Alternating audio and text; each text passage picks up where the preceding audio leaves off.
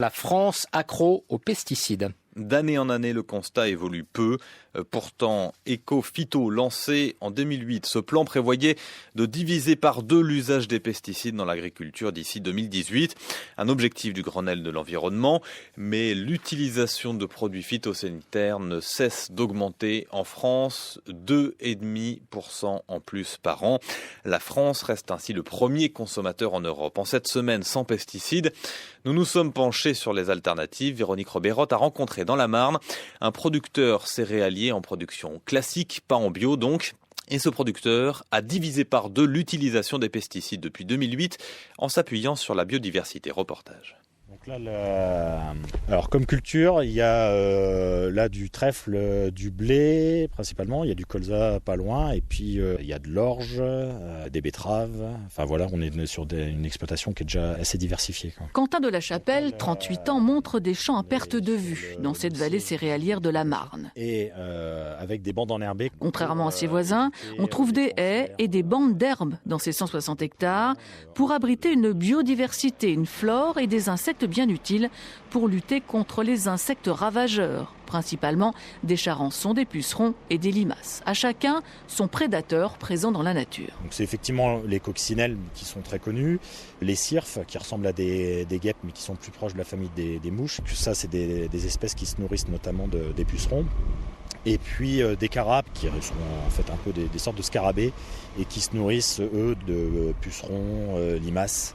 Les carapes peuvent se reproduire dans les bandes enherbées et dans les zones herbeuses qui ne sont pas travaillées et qui servent de refuge. Notamment à l'automne, la crainte des agriculteurs, c'est d'avoir leur semis de culture d'hiver qui soit détruit par les limaces.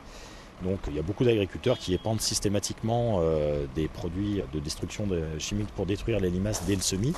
Moi, ça fait 3 ans que j'en utilise plus du tout. Quentin a repris l'exploitation familiale il y a 5 ans. Pierre, son grand-père, 90 ans, voit d'un œil mi-amusé, mi-inquiet les efforts de son petit-fils pour diminuer l'usage des produits phytosanitaires. Un choix en totale contradiction avec ce qui avait été fait jusque-là sur l'exploitation. On traitait, c'était une nécessité pour le bien des plantes, pour éviter que les céréales se salissent, que les mauvaises herbes s'implantent, tous. Alors on traitait, c'est tout.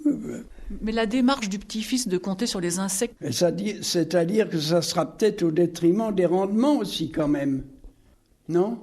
D'un autre côté, ça fait du tort, c'est sûr, ça, pour l'environnement. Maintenant, on traite trop à tour de bras, on y va pour un rien, allez. L'avenir de l'agriculture, c'est avec ou sans pesticides ? Je me le demande. Sans pesticides du tout, ce sera peut-être difficile, hein. Ce sera peut-être impossible même. Je ne sais pas. C'est pas voir l'avenir.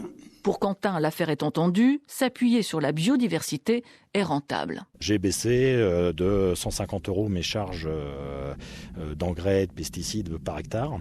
Donc en production, parce que je prends des risques, donc je peux avoir des petites baisses de production de temps en temps, mais au global, même avec une petite baisse de production, au final, je m'en sors économiquement mieux.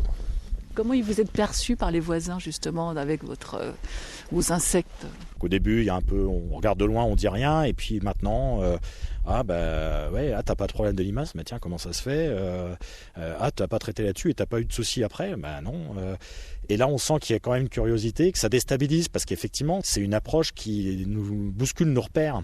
Et je me rends compte en discutant, en fait, avec des agriculteurs, qu'il y a beaucoup d'agriculteurs qui disent, voilà, je fais plus d'insecticides sur tel truc parce que je me rends compte que c'est pas forcément efficace, ou parce que j'ai vu des coccinelles. Enfin voilà, ponctuellement, il y en a de plus en plus qui sont ouverts et qui se posent des questions et qui sont bien conscients que de toute façon, l'évolution est incontournable. Quentin de la Chapelle ne s'interdit pas l'usage en cas de danger de produits phytosanitaires.